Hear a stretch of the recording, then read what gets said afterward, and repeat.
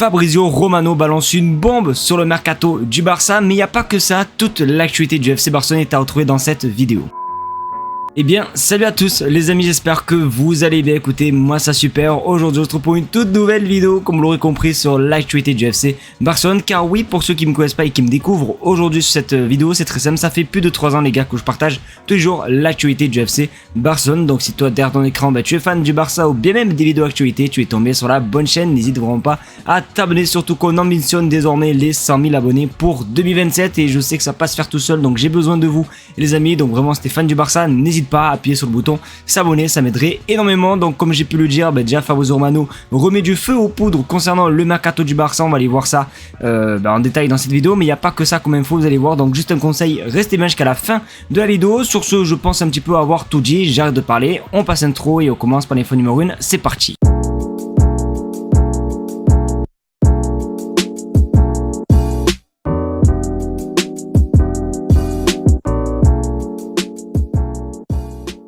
Vous le savez les amis, le Barça retrouve le Camp Nou dans moins d'un mois. Pour le plaisir vraiment de supporter, je suis vraiment heureux les amis de me dire qu'on va revoir le Barça dans le Camp Nou. Mais sauf que quand on vous montre les vidéos etc de l'extérieur, ça paraît tout simplement bien avancé etc. Mais il faut savoir qu'à l'intérieur, ça tarde un petit peu parce que oui, le Barça pourrait même pas avoir son propre vestiaire quand il y aura son retour au Camp Nou, et c'est littéralement pas une blague, on regarde sur votre écran, le vestiaire principal de l'équipe ne sera pas prêt à notre retour au Camp Nou. Les joueurs seront donc obligés d'utiliser l'un des vestiaires invités qui ont été terminés, donc ça va, bon en vrai ça va, même si c'est pas notre vestiaire qu'on aura définitivement, tant que c'est un vestiaire qu'on peut se changer, qui a la douche etc, voilà, bon honnêtement c'est pas non plus un truc de ouf. Mais il y a aussi l'extérieur du stade aussi, puisque forcément nous quand il y a des vidéos, quand je vous montre les vidéos, c'est simplement l'intérieur du stade, c'est-à-dire la pelouse etc, les tribunes. Mais c'est vrai aussi que de côté extérieur, il va falloir faire encore un bon petit ménage, parce que oui, c'est ce qu'ils ont prévu cette semaine. Ils vont simplement faire un ménage de l'extérieur pour que ce soit forcément accessible, parce que quand tu vois les photos, à aucun moment tu te dis que le stade sera prêt dans même pas un mois, dans moins d'un mois même. Donc voilà, en tout cas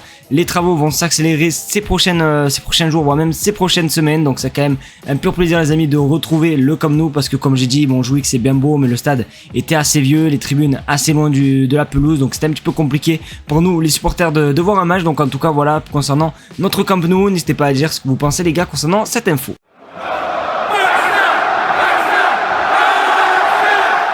Vous le savez les amis, nous sommes dans une période clairement de débat les amis, parce que oui, vous le savez, dans quelques semaines on aura tout simplement l'élu, le gagnant du Ballon d'Or. Forcément ça parle beaucoup entre Lamine Yamal, Dembélé, ou même Rafinha, Vitinha, bon bref j'en passe. Forcément avec la saison exceptionnelle qu'ont pu faire le Paris Saint-Germain, honnêtement voilà, ils ont des favoris pour ce titre. Sauf que Marcus Rashford lui donne son avis, regardez sur votre écran, Lamine Yamal devrait gagner le Ballon d'Or, et s'il ne gagne pas cette année, il le gagnera plus tard les amis. Donc voilà tout simplement tout ce qu'il a dit Rashford concernant le gagnant du Ballon d'Or. Après je vais être honnête avec vous les gars, je suis barcelonais, je kifferais que ce soit Lamine Yamal, Rafinha, Pedri, tu vois, qui le gagne.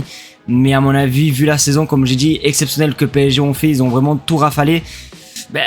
Voilà, je vois un joueur du PSG malheureusement, même si attention on sait jamais, puisque l'année dernière normalement ça devait être Vinicius qui devait gagner le Ballon d'Or, ça a été Rodri. De tout d'un moment on a tous été un petit peu surpris, donc on sait jamais. Mais voilà, en tout cas je pense malheureusement que ça va être le bon vieux Dembélé qui va gagner. Donc n'hésitez pas à vous à me donner votre avis, pour vous qui va gagner ce Ballon d'Or. En tout cas ça va être quand même assez cool, parce qu'il y a quand même du suspense etc, parce que même là à l'heure actuelle, même s'il y a des sources qui disent que c'est Ousmane Dembélé qui gagne etc, on est tous pas sûrs en fait, les sources ne sont même pas fiables, donc tout est en train d'être joué etc. Donc on verra tout simplement les amis. D'ailleurs j'en profite aussi, même si c'est dans longtemps, cette année il y aura exceptionnellement un live pour le Ballon d'Or, donc soyez à l'affût les amis. Donc voilà, n'hésitez pas à me balancer vous votre favori pour le Ballon d'Or, mais voilà, en tout cas pour Marcus Rashford c'est Lamine Yamal.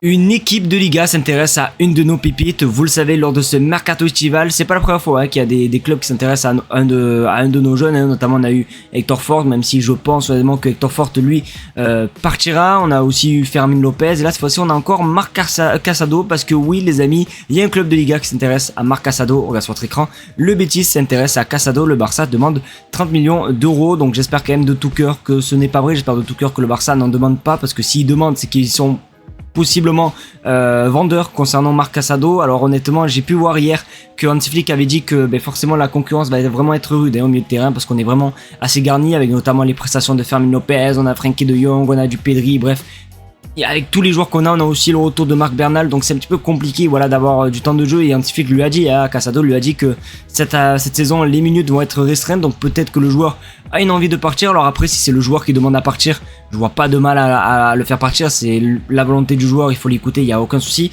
Mais par contre, j'espère vraiment de tout cœur que le Barça ne va pas vendre pour après les trucs de fair play financier, enregistrer tel joueur. Franchement, ça serait vraiment bête. En tout cas, moi, si je dois donner mon avis, j'espère de tout cœur que Marc Casado va rester au Barça. En tout cas, c'est mon avis, n'hésitez pas à vous à me donner votre avis les gars dans les commentaires. Est-ce que pour vous, Marc Casado doit partir au Betis Séville? Oui ou non? Mais pour moi, ça serait quand même une très grosse perte, même si, comme j'ai dit, le secteur du milieu de terrain est quand même assez garni.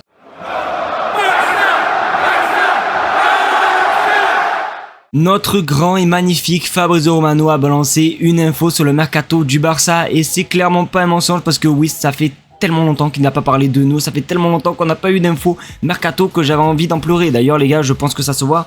J'en ai chaud et tout, tellement que je suis content parce que oui, regardez ce qu'il a balancé, le Barça travaille sur l'arrivée de Cardoso Varela en 2026. Alors pour ceux qui ne savent pas qui est Cardoso Varela, ben c'est très simple, c'est vraiment l'une des plus grosses pépites du football portugais. Il n'a que 16 ans, alors il joue actuellement au Dinamo Zagreb, mais il est quand même sélectionné avec simplement la sélection portugaise des plus jeunes. Donc c'est pour vous dire les amis, je crois qu'il a même été sélectionné je crois à un moment avec les U18, donc il avait été surclassé par rapport simplement à son talent. Donc honnêtement je suis plutôt pour. Après c'est vrai qu'à 16 ans, il sera jamais avec l'équipe première. Si le Barça le recrute, ça sera pour le Barça Athletic. Mais en tout cas, vu le potentiel qu'il a, c'est pas impossible que dans les saisons à venir, ou voire même dans les années à venir, il sera avec l'équipe première. Donc on verra les amis concernant ce joueur. Pour ceux qui se demandent son poste, je crois que c'est un ailier, si je dis pas n'importe quoi. Il est très technique, etc. Donc hâte de voir simplement les amis où ça va mener. Et surtout très content de revoir Fabrizio Romano parler de nous. Donc voilà, n'hésitez pas à me dire ce que vous pensez les gars dans les commentaires. Si vous avez déjà vu simplement Cardoso Varela jouer, si vous avez déjà vu des compilations etc, n'hésitez vraiment pas à me dire s'il peut apporter au Barça oui ou non et à me donner votre avis parce que vous le savez,